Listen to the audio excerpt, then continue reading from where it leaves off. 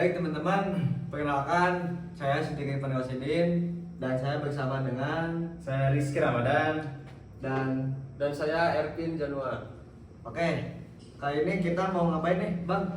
Jadi kali ini tuh kita mau sedikit membahas tentang tindak pidana khusus, Bang Sidik. Oke, tindak pidana khusus ya. Iya. Ya. Apa tuh, Bang? Kalau tindak pidana khusus itu apa ya? Wah, ngomong-ngomong tindak pidana khusus ya adalah suatu tindak pidana yang dimana diatur di luar KUHP, yang dimana pada nyatanya bahwasanya KUHP itu sebagai lex generalisnya, kemudian tindak pidana khusus itu sebagai lex spesialisnya. Nah, kemudian contohnya apa saja? Yaitu seperti tindak pidana perdagangan orang, tindak pidana pencucian uang, tindak pidana korupsi, tindak pidana cybercrime, tindak pidana pornografi, dan tindak pidana yang lain-lainnya. Berarti tindak pidana tersebut itu tidak ada di dalam KUHP ya berarti, Bang Rizky? Nah, Atau lebih jelasnya diatur Mungkin khusus ada ya. dalam undang-undang? Mungkin ada, cuman sedikit ya disinggung Ya. sedikit di KUHP, tapi lebih banyaknya di aturan sendiri ya. Nah, ya memang di KUHP itu tidak diatur secara jelas. Nah, kemudian diatur lagi dengan tindak pidana khusus yang lebih spesifik. Nah, contohnya korupsi, maka diaturlah tindak pidana tipikor. Nah, itu yang disebut sebagai tindak pidana khusus seperti itu. Mang Ervin dan Mang Sidik. Mungkin ada peraturan atau undang-undang khususnya berarti ya? yang Betul, lebih ada jauh peraturan yang lebih mengatur secara Lebih khusus. spesifik lah ya. Ya, betul. Tadi tuh sempat disinggung nih, Bang, terkait dengan apa? Cybercrime ya. Itu tuh seperti apa ya? Nah, jadi di maraknya zaman teknologi sekarang ya Bang Sidik, yang dimana informasi, komunikasi, bahkan jual beli itu serba digital, Bang Sidik ya. Oh, seiring perkembangan Iya, zaman iya, mungkin iya. ya. Bahkan kita nih generasi Z atau Gen Z Gen Z. itu seringkali tidak membawa case. Nah, itu dia. Betul. Sayang banget itu mah Iya, sebenarnya. iya. Di mana Males. kita itu lebih sering menggunakan QRIS kalau Nah, sekali ya dalam masukin. bayar jual beli itu. Bahkan warung-warung tradisional seperti warung Madura saja sekarang itu sudah menyediakan jasa QRIS. Wah. Di depan. Ditempel ya, ditempel. Iya. Ya. Nah, itu. Cuman seiring berkembangnya teknologi juga ada dampak negatifnya, yaitu tindakan cyber itu, fungsi tindakan itu cyber itu sendiri. Berarti tindakan yang bersifat digital mungkin ya. Digital, iya. Nah, jadi kejahatan cyber ini memiliki karakteristik berbeda dari kejahatan konvensional karena dilakukan di ruang digital, bahkan bisa lintas negara yang dilakukan dengan teknologi itu sendiri ya. Maka dari itu si tindak pidana cyber itu dikualifikasikan terhadap tindak pidana khusus. Nah, mungkin contohnya sendiri seperti penipuan online, peretasan, phishing. Saya kasih contoh mungkin di zaman sekarang di WhatsApp ya, Ya. terhadap mungkin Mang Sidik atau Mang Rizky pernah mengalami atau orang tuanya atau Ya. saudaranya itu dikirim undangan lewat WhatsApp berbentuk Oh. file PDF. PDF atau link mungkin ya. Iya, atau link Ya, bisa link. jadi. Ya.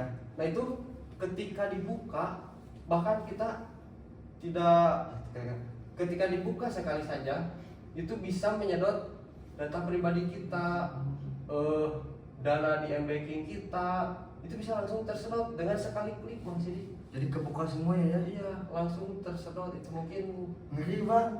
Nah, itu juga sebenarnya sekitar 2 minggu yang lalu sebenarnya tetangga saya sebenarnya mengalami hal yang sama sebenarnya. Oh. Jadi tetangga saya itu mendapatkan suatu link yang dikirim melalui nomor yang tidak dikenal. Iya. Kemudian setelah mengisi link tersebut, yang dimana telah mengisi beberapa ketentuan dari link tersebut, sehingga tidak lama 1 jam setelah itu, nah kemudian rekening, kemudian tabungan yang ada di bank itu bisa beralih kepada rekening lain. Padahal si pemilik rekening tersebut tidak melakukan transaksi, tapi nyatanya apa?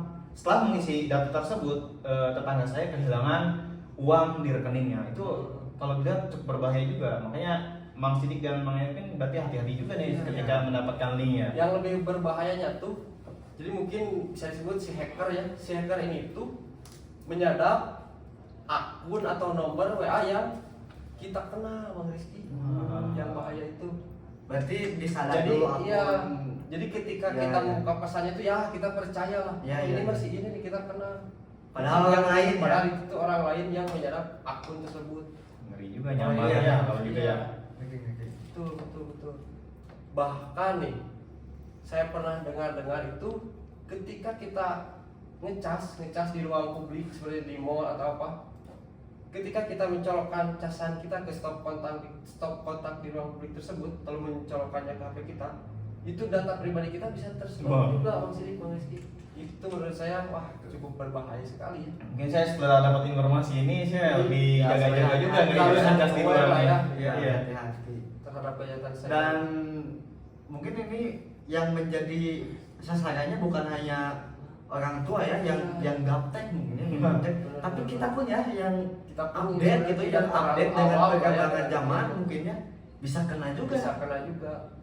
Seperti kita membuka akses, misalnya kita membuka Google, masukkan password, saat kita tersambung dengan wifi publik, itu tuh bisa tersadap juga, jadi bisa terekam juga oleh jaringan internet. Jadi sangat berbahaya sekali kejahatan cyber Dari ini. jaringan pun bisa. Iya, dari jaringan pun dia bisa menyadap Dari segala aspek ini diserang ya. Betul.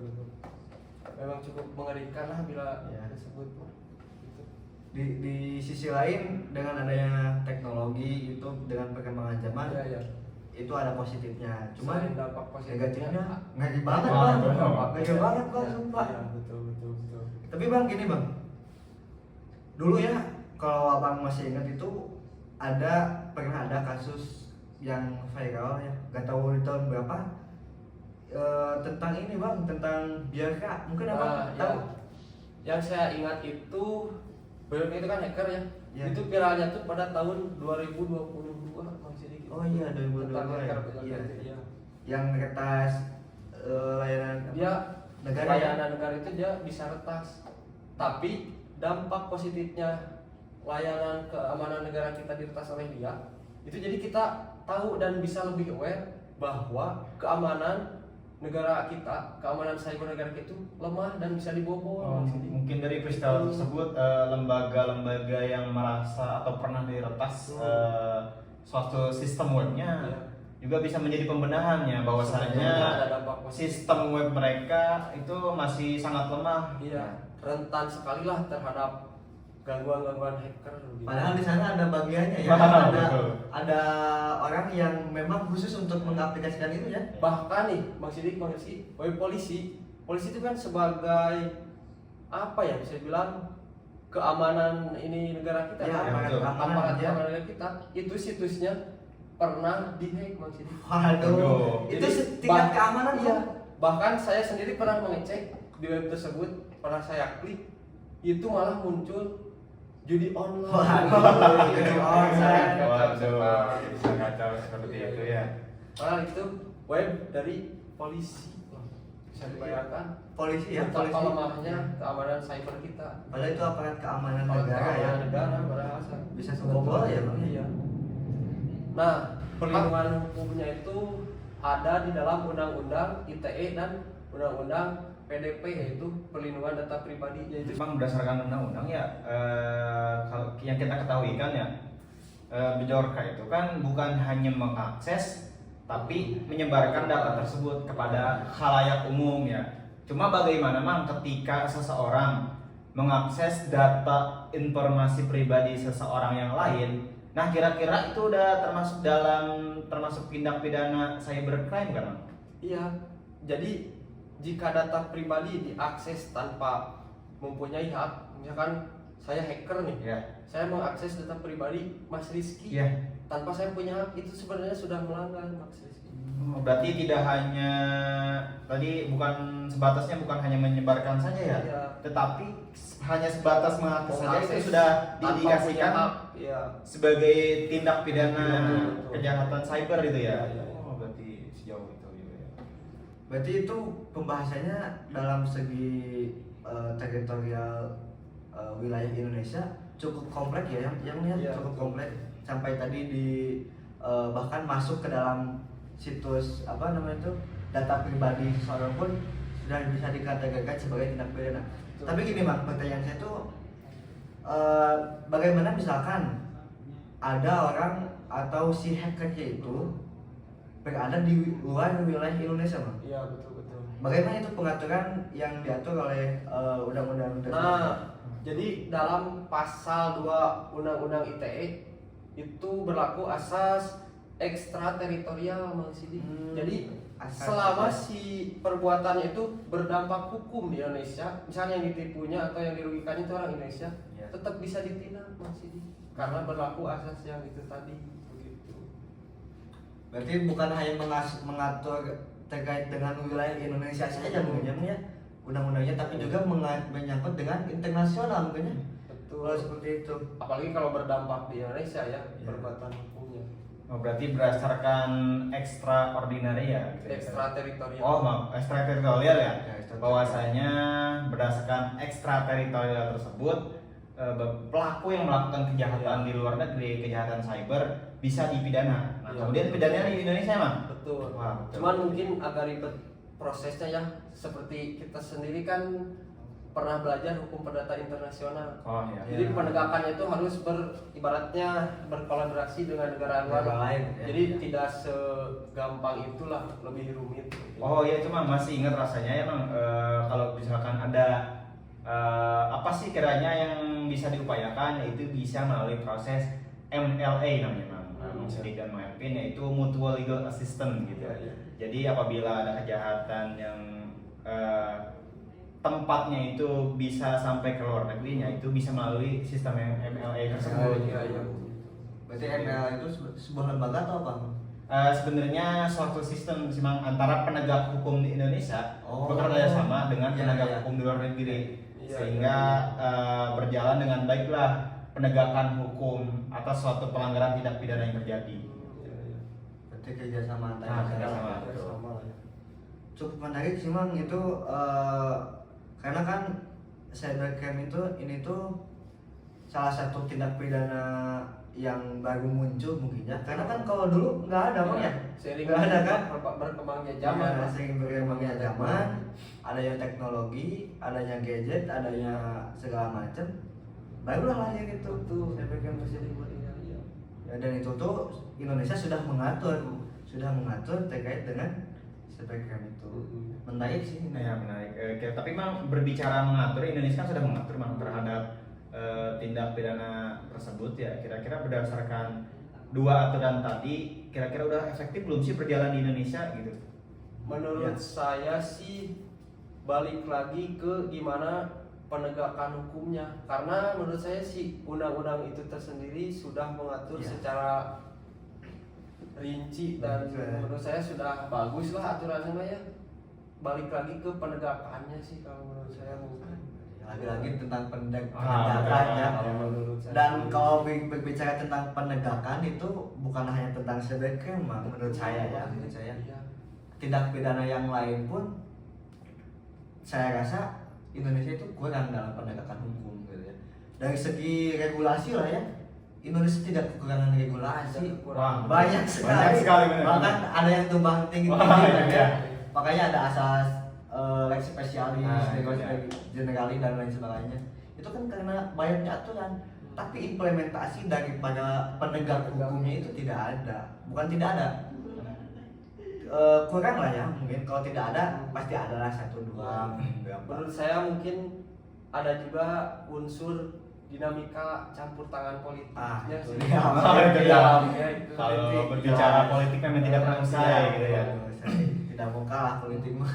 Tapi tadi kita simpulkan ya Mang Sidik dari pendapat Mang Erpin tadi yang sudah disampaikan bahwasanya ya sebenarnya Indonesia sendiri sudah ada terkait mengatur dalam tindak pidana cybercrime ya. Cuma namun dalam terkendalanya yaitu dalam penegakannya itu biasa yang disebut antara dasain dan dasalan itu belum sesuai.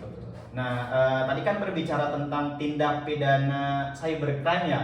Nah, kira-kira dari Mang Sidik sendiri nih, ada nggak sih kiranya tindak pidana khusus yang perlu dibahas lagi? Gini Bang ya, kalau tadi Bang Ekpen menjelaskan tentang perkembangan teknologi juga ya, Ya. dan menjelaskan tentang kejahatan digital ya. Mungkin Bang Rizky, Bang Ekpen udah tidak asing lagi lah ya dengan adanya pornografi mungkin ya ini. Dan tahu nggak Bang, pornografi itu tuh kalau dilihat dari rentan usia ya, yang dapat mengkonsumsi Iya. video-video pornografi itu tuh bukan hanya anak dewasa. Iya betul. Di atas 18 plus kan suka ada ya Bang ya. Ya. Ada tagline 18 plus. Iya. Padahal Bang, anak SMP bahkan anak SD Iya. miris sekali. Ini miris sekali dengan anak-anak muda, bukan anak muda ya, anak remaja ya, anak kecil bahkan yang bisa mengakses situs web atau pornografi itu dengan sangat mudah. Dengan apa? Dengan adanya teknologi ini Bang, dengan adanya perkembangan Teknologi balik lagi pada itu. Kalau dulu kan tidak ada ya, bukan tidak ada, mungkin minim ya, sedikit Karena masih minimnya teknologi ya. tadi mungkin ya. Kalau dulu ya mungkin dari DVD ya, mungkin Iya, zaman iya, DVD, iya. radio segala macam. Tapi Bang, saya ingin ngejelasin dulu terkait dengan pornografi itu sendiri ya. Jadi Bang, sedikit saya mau menjelaskan terkait dengan pornografi itu ya. Udah nih. Mulai aja. Lanjut aja. Ngejelasin terkait dengan pornografi tersebut ya. Pornografi itu diatur dalam Undang-Undang Nomor 44 Bang tahun 2008. Iya. Di dalam pasal 1 itu dijelaskan bahwa saya izin buka ini ya. Oh, boleh. Ya, ini tuh bahwa pornografi adalah gambar, sketsa, ilustrasi, foto, tulisan, suara, bunyi, gambar, animasi, kartun melalui berbagai bentuk media komunikasi atau pertunjukan di muka umum yang memuat kecabulan atau eksploitasi seksual yang melanggar norma kesusilaan dalam masyarakat. Jadi dalam artian begini Bang, segala bentuk gambar, video, audio, suara dan lain sebagainya lah, ilustrasi, anime segala macam yang mengarah kepada seksual atau cabul ya, pencabulan, seksualitas lah ya, itu bisa disebut dengan nama pornografi. Makanya di TV sekarang KPI banyak menyensor Nah, karena iya. terdapat unsur itu tadi. Ya karena ada Seperti yang kesusilaan itu Bang. Iya, betul. Ya, kesusilaan, melanggar kesusilaan. Iya. Tapi berbicara hal tersebut mah kira-kira dari peraturan pidana di Indonesia sendiri itu mengatur nggak Pak terkait tindak pidana pornografi itu? Pornografi diatur Bang. Tadi penjelasan yang saya tadi itu berdasarkan dengan undang-undang Bang. Itu undang-undang pasal 1 ayat 1. Undang-undangnya tadi Undang-Undang Nomor 44 tahun 2008. Artinya Indonesia balik lagi tidak kekurangan regulasi Bang. Tidak kekurangan regulasi. Betul. Namun yang harus ditindak adalah kalau kita berbicara tentang pornografi ya, perluasannya itu dengan adanya perkembangan zaman sehingga perluasannya itu sangat cepat Bang. Betul. Sangat cepat Sepakat. karena ada handphone. Kalau dulu kan nggak ada, Nah, betul. ya kan? Kalau sekarang ada handphone, Iya. anak-anak pun bisa mengakses dengan mudah.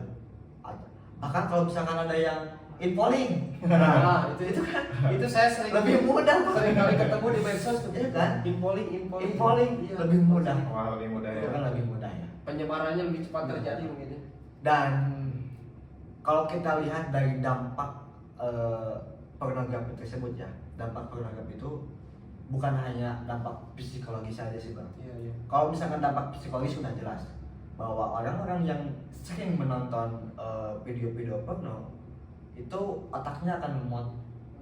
Dalam artian dengan banyaknya mengkonsumsi video-video porno itu tingkat kecerdasan seseorang itu akan berkurang. Nah, tingkat kecerdasan seseorang akan berkurang. Kemudian tidak adanya gairah untuk bersosialisasi dengan orang lain. Itu salah satu aspek psikologis, masih banyak yang lainnya lah. Lalu bagaimana Bang kalau misalkan gini, ada orang yang menjadi korban dari pornografi. Iya Misalkan dengan adanya media nih, wah media berkembang pesat mungkin ya. Oh si ini korban, si ini, sehingga masyarakat itu tahu bang apa yang dirasakan oleh dia bang. Apa coba? efek psikologisnya Ya, efek psikologisnya. Dia akan kena mental. Dia akan merasa bahwa lebih saya udah kotor. Saya di hadapan masyarakat saya apa ya? hina mungkin Hina lah ya, sehina-hinanya mungkin ya. pasti. Minta gitu.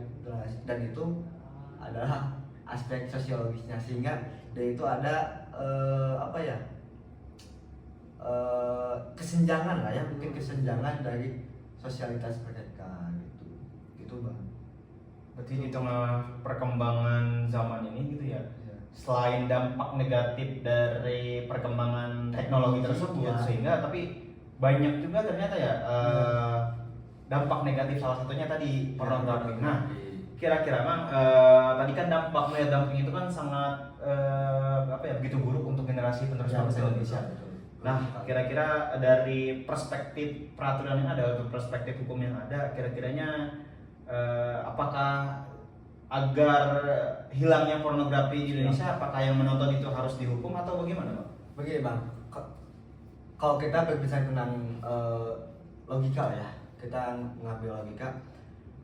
Kalau misalkan kita mencari orang yang mengkonsumsi video-video tersebut, waduh bang, bukan satu orang dua orang bang. Iya itu. Di lingkungan, Dari kalangan anak iya di kecil lingkungan sampai kita dewasa. juga banyak kan, Oh. dari kalangan anak-anak Ya, bahkan betul, usia memang. lanjut usia Ya, pun. yang terjadi seperti itu, Bang. Karena seksual itu mau tidak mau di dalam setiap manusia itu ada. Cuma tergantung baik lagi kepada kita, kepada diri kita itu mampu mengendalikan atau tidak. Dan dengan adanya pornografi itu adalah salah satu kenikmatan sesaat, mungkin ya. Salah satu kenikmatan sesaat. Dan banyak sekali anak-anak muda bahkan orang tua yang menonton pornografi itu sebagai kenikmatan sesaat mereka, ya. Dan itu jumlahnya banyak banget bang. Dan yang harus dilakukan adalah cara untuk mencegahnya adalah kita cari siapa yang membuat video tersebut. Betul. Berarti bukan mereka yang mengkonsumsi. Mengkonsumsi bukan. Berarti mereka yang mengkonsumsi mah lebih ke Kepada orang, kesadaran. kesadaran dan Iya, juga kepada lingkungan kesadaran. yang lebih bertanggung jawab Iya. seperti orang tua, mereka disekolahkan Iya, berarti betul. gurunya, Betul, sosialisasi betul, dari betul. mereka berarti ya. Berarti itu ada. Kalau misalkan anak-anak mungkin ada pengawasan dalam orang Iya, tua, iya. di dalam orang tua, kemudian dari Mereka gurunya. disekolahkan berarti gurunya Ya, dari sekolah. ikut bertanggung jawab. Dan pemerintah, tugas pemerintah apa?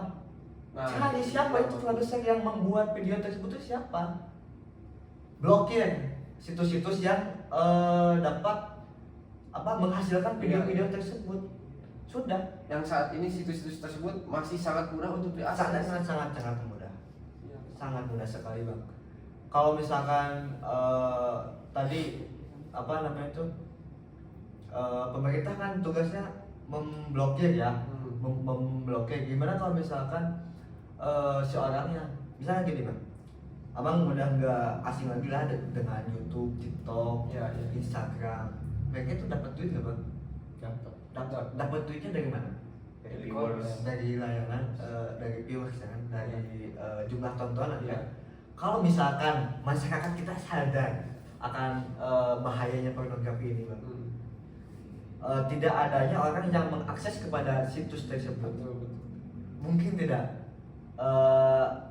Situs tersebut masih situs berjalan. ya, situs tersebut itu mesti jalan atau tidak. Situs itu akan sepi bang, akan sepi, tidak ada peminat, dan itu bukan menjadi apa ya, dan secara tidak langsung kita itu memboikot lah, memboikot untuk Iya. orang tersebut itu, para produser yang membuat video-video tersebut tidak memproduksi lagi, karena apa yang mau dijual udah gak laku gitu. Jadi harus dari kesadaran Iya. kita juga sendiri Iya. berarti yang Cara untuk mengubahnya adalah kalau misalkan jangan jauh-jauh kepada pemerintah lah ya, Iya. jangan terlalu berharap lebih kepada Iya. pemerintah. Ya.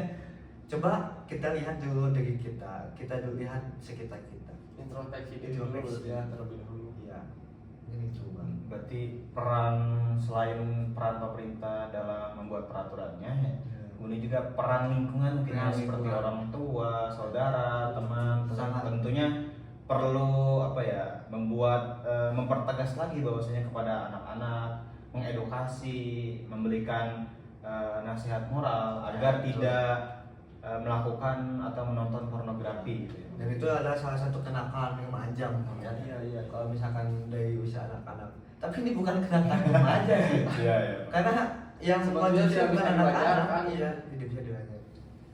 Dan itu berdampak banget bang kepada generasi-generasi muda kita. Misalkan gini bang, kalau misalkan dengan banyaknya orang yang mengkonsumsi video porno tersebut, sehingga apa yang hadir di dalam masyarakat, mereka akan menormalisasi Nah, tentang itu seksualitas bang. Mereka akan menormalisasi. Sehingga ketika ada kejadian atau sesuatu yang bersifat dengan seksual, mereka acuh tak acuh. Mereka Seperti mewajarkan Iya aja. mewajarkan. Biasa itu mah. Padahal itu bukan Bukan suatu hal yang suatu hal yang wajar. biasa lah. Sehingga kalau misalkan ini terjadi kepada anak-anak muda kita, Indonesia 2045 tidak akan tercapai. Indonesia emas 2045 tidak akan tercapai. Bang. Setuju. Anak muda itu kan berjalan rusak, Iya, setuju. ya kan? Makanya itu pentingnya kita sebagai mahasiswa ya mencegah pornografi tersebut. Betul. Gitu. Jangan jauh-jauh kepada orang lain, cukup lingkungan kita aja. Kita sendiri dulu mungkin ya. Ya, mungkin itu Bang. Nah mungkin mendengar pembahasan dari Mang Sidik ya tentang pornografi cukup menarik ya untuk Wah, dibahas dan cukup komprehensif juga. Nah, itu dekat dengan lingkungan Ya. kita bang. Nah dari Mang Rizky sendiri, apakah masih ada yang mau dibahas tentang tindak pidana khusus itu tersendiri? Wah, kalau dari saya sendiri sebenarnya ada sih satu tindak pidana khusus yang tentunya sangat menarik untuk dibahas. Karena tindak pidana khusus ini dibahas gitu. Tentunya ini dibahas sejak lama dari zamannya Presiden SBY pada tahun 2008 karena tindak pidana khusus ini diinisiasi oleh PPATK, yaitu apa? Tindak pidana perampasan aset. Dan bahkan kemarin mungkin Mang Sidik dan Mang Ervin ini pernah dengar, bahkan pernah ramai kan, bahwasanya waktu bulan Agustus bahwasanya tindak pidana perampasan aset ini harus disahkan. Karena mengingat teman-teman atau Mang Sidik dan Mang Ervin ini indeks korupsi di Indonesia itu sangat tinggi. Wah sangat tinggi sekali. Kalau kita lihat peringkatnya nih ya, bahwasanya kita bandingkan dengan 180 negara. Nah, Indonesia sendiri itu berada di 110 negara paling korup. Waduh, kita lihat berdasarkan data tersebut bahwasanya negara kita cukup tinggi juga ya dalam tindak pidana korupsi. Nah, kemudian apa sih kiranya urgensi undang-undang tindak pidana perampasan aset ini hadir?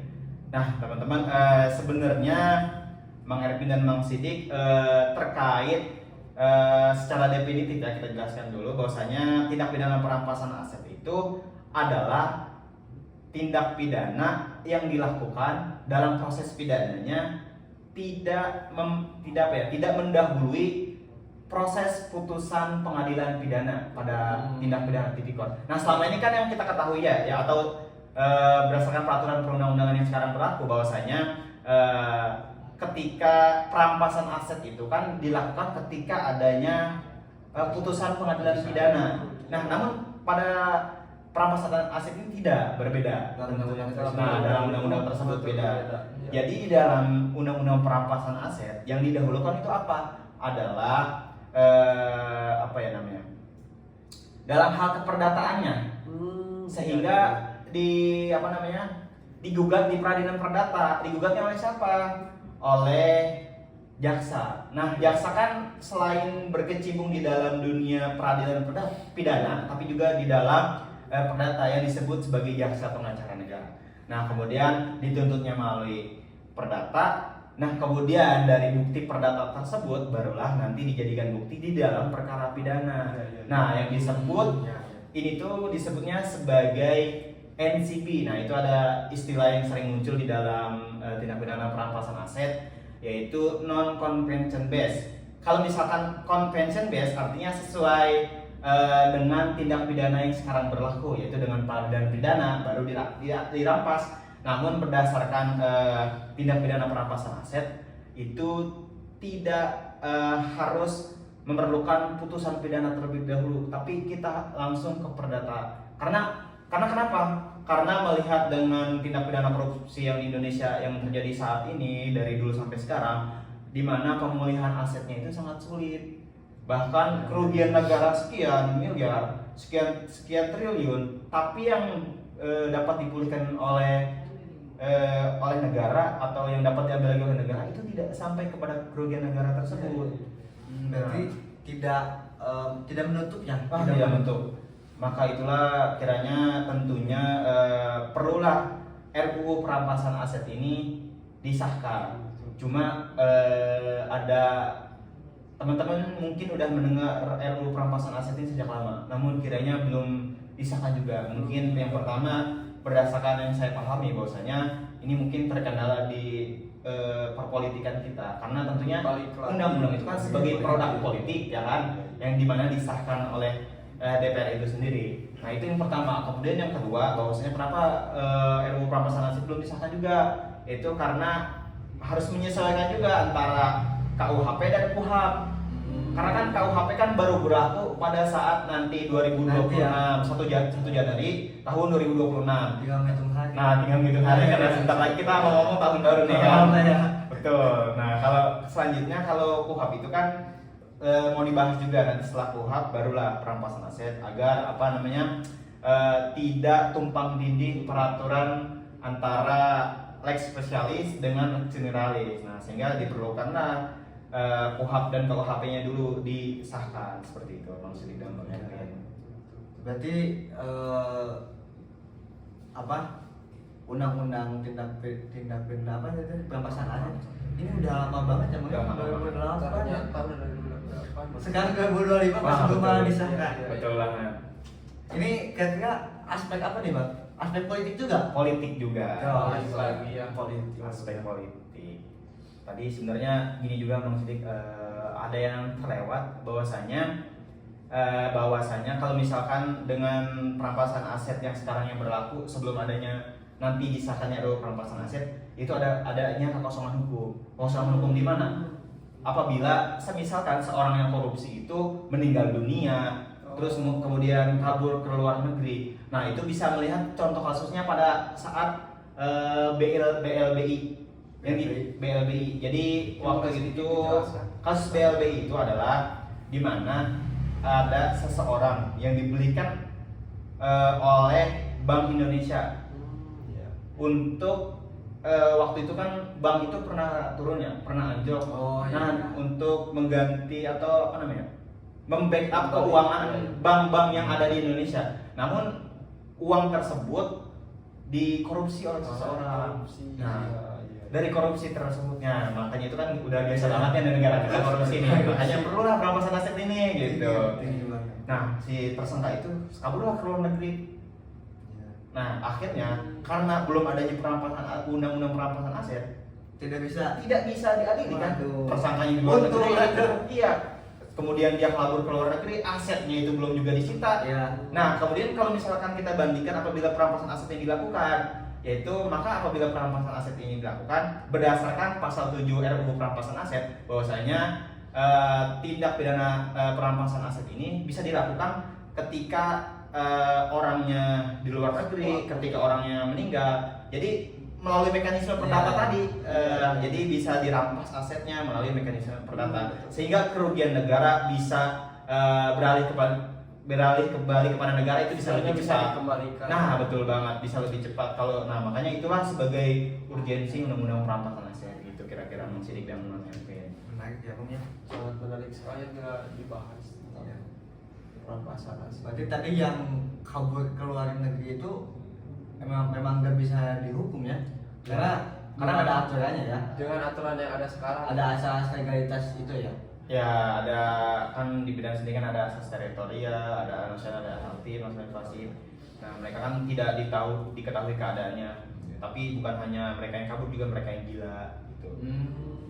Nah, jadi selain kan juga kita kan mengetahuinya bahwasanya tindak pidananya itu pengembalian keuangannya itu kan terhadap kerugian negaranya saja. Tapi perampasan aset itu tidak hanya sebatas itu. Jadi apabila ada keuntungan yang dihasilkan, contoh nih seorang korupsi membuat perusahaan atau membuat hotel lah gitu ya, dari hasil tindak pidana korupsi itu sendiri. Nah, kalau misalkan berdasarkan perampasan aset, maka hasil tindak pidana yang digunakan atau alat-alat yang menjadi digunakan untuk melakukan tindak pidana itu bisa dirampas oleh negara. Dan tindak pidana perampasan aset bukan hanya sebatas pada tindak pidana korupsi dan pencucian uang, tapi pada hari ini saya membahasnya pada tindak pidana pencucian dan uang dan korupsi sih, tindak pidana korupsi yang secara khususnya saya bahas karena itu yang paling urgent menurut saya sih. Ini bang, tadi sempat disinggung sama perusahaannya. Ya. Kalau misalkan ada orang yang korupsi terus membangun perusahaannya bang ya. Ya. Gimana kalau misalkan gini bang, si orang korupsi itu membuat satu perusahaan dan perusahaan ini itu sangat berpengaruh, sangat berpotensi kepada perekonomian negara. Dan negara itu harus menyita dong, merampas aset tersebut. Nah, yang saya ingin tanyakan tuh gini bang, negara dalam merampas aset tersebut, perusahaan yang berpotensi terkait dengan perekonomian negara, perusahaannya itu dibekukan atau malah bagaimana bang pengaturannya? Oh ya, jadi gini, kalau misalkan itu kan tadi perusahaannya kan memperkerjakan masyarakat ya. Ya. Artinya sedikit banyaknya ada perekonomian Indonesia yang berjalan, adanya masyarakat yang mencari nafkah ya. Karena tentunya sangat sayang rasanya apabila perusahaan itu dibekukan sehingga berdampak kepada masyarakat yang sudah bekerja sejak lama. Ya, jadi banyak pengangguran Ya, Pak. mungkin mekanismenya yang akan dilakukan adalah jadi pengalih aset tersebut tetap disita. Jadi bukan milik perseorangan lagi atau dimiliki perseroan terbatas lagi, tapi aset tersebut dimiliki oleh negara. Nanti bisa dialihkan kepada badan usaha milik negara dan kemudian keuntungannya bisa diserahkan ke badan usaha milik negara juga. Namun ada ini juga kekhawatiran apabila tindak pidana perampasan aset ini dilakukan. Tadi kan mekanismenya perdata dulu. Nah, barulah pidana.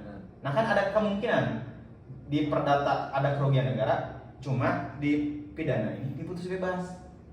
Nah, itu bagaimana kan? Nah, itulah yang menjadi pembahasan yang masih perlu dibahas oleh pembentuk undang-undang itu sendiri, bahwasanya perlu disesuaikan juga. Terus juga belum ada mekanisme terkait pihak ketiga yang merasa dirugikan terhadap putusan perdata tersebut. Bisa jadi si tanah itu kan milik entah itu saudaranya si yang korupsi, bisa jadi si pamannya atau si kakaknya. Nah, itu kan perlu kiranya perlu dibahas. Nah, makanya peran kita juga sebagai mahasiswa mungkin perlunya juga membahas atau mengkaji hal-hal tersebut dengan mengawalnya jangan sampai adanya penyelewengan berdasarkan pasal tersebut yang akan terjadi gitu. Nah, tentunya kita juga hadir. Nah, mungkin itu sih yang perlu diulik dari tindak pidana perampasan aset kayak gitu sih, Bang.